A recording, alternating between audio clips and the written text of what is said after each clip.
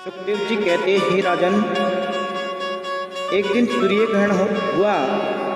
भगवान यदुवंशियों को लेकर के प्रभास क्षेत्र में चले जाते हैं। सभी ने स्नान आदि किया। गोपियाँ, यशोदा, नंद बाबा भी आए हैं।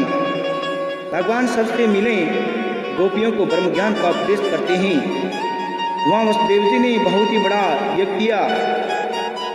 द्रौपदी कन्हैया की पत्नी आदि से मिलती हैं, अपने अपने घर चले गए। कन्हैया सुभद्रा का विवाह अर्जुन से बड़ी धूमधाम से करवा देते हैं।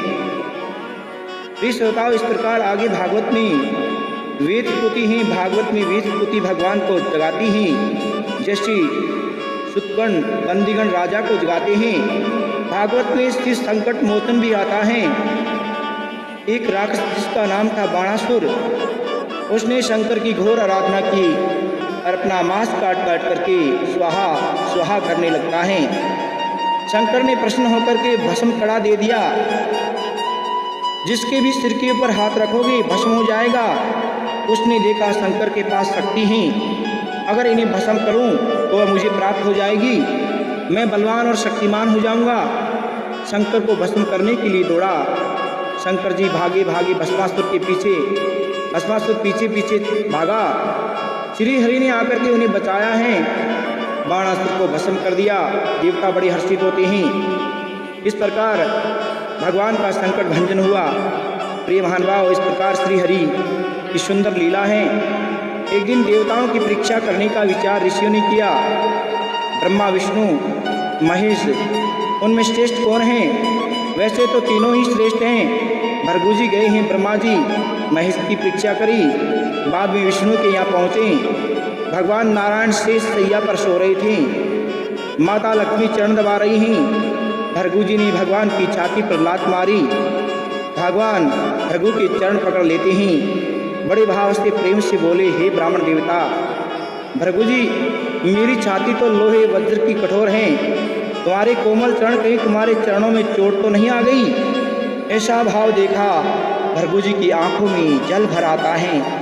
कहे वास्तव में विष्णु श्रेष्ठ हैं, लात को सहन किया है। ऐसी सुंदर लीला तीनों देवताओं की परीक्षा हुई है। और इसके बाद 10वें स्कंद को प्रणाम करते हुए 11वें स्कंद के अंदर प्रवेश करते हैं। सुखदेव जी कहते हैं, भगवान के वंश को ब्राह्मणों का श्राप हो जाता है और उससे सारे यदुवंश का संहार हो गया, उनका नाश हो गया। राजा परीक्षित कहें, ये कथा विस्तार से बताइए कि भगवान के वंश को ब्राह्मणों का श्राप क्यों हो गया। सुखदेव जी कहे, पिंडारक क्षेत्र में भगवान से मिलने ऋषि मुनि महात्मा आए हैं। भगवान के बालक वहाँ खेल रहे थे। बालकों ने सोचा चलो महात्माओं से मजाक करते हैं। शाम को गर्भवती स्त्री बना करके संतों के पास चले जाते हैं। देखो भैया, संत ब्राह्मणों से मजाक नहीं करना चाहिए। बोले महाराज, ये गर्भवती हैं, इसके लड़का होगा कि लड़की? महात्माओं ने देखा ये तो शाम है। दुर्वासा जी को क्रोध आ जाता है। ये मानव उन्होंने श्राप दे दिया कि जाओ, इसके गर्भ से ना लड़का होगा ना लड़की, इनके लोहे का मुश्चल होगा, तुम्हारे यदुवंश को नाश कर देगा। बालक घबरा जाते हैं। पेट को खोल करके देखा तो लोहे का मुश्चल निकलता है। अब क्या होगा, इसे समाप्त करो।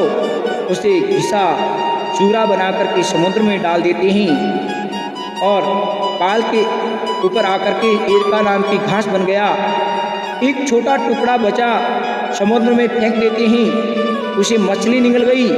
वह भी टुकड़ा मछली के पेट के एक बहलिए को मिला और वह लोहे को कहते हैं लोहार के पास ले जाता है। जरा नाम का बहलिया, उसका तीर टूट गया था, उस तीर के आगे लगा देते हैं। होनी तो होकर रहती है। प्रिय महानुभाव, भगवान को समाचार नहीं दिया। उसके बाद वसुदेव जी के पास नारद जी आते हैं। 9 योगेश्वरों का बड़ा ही सुंदर संवाद सुनाया है।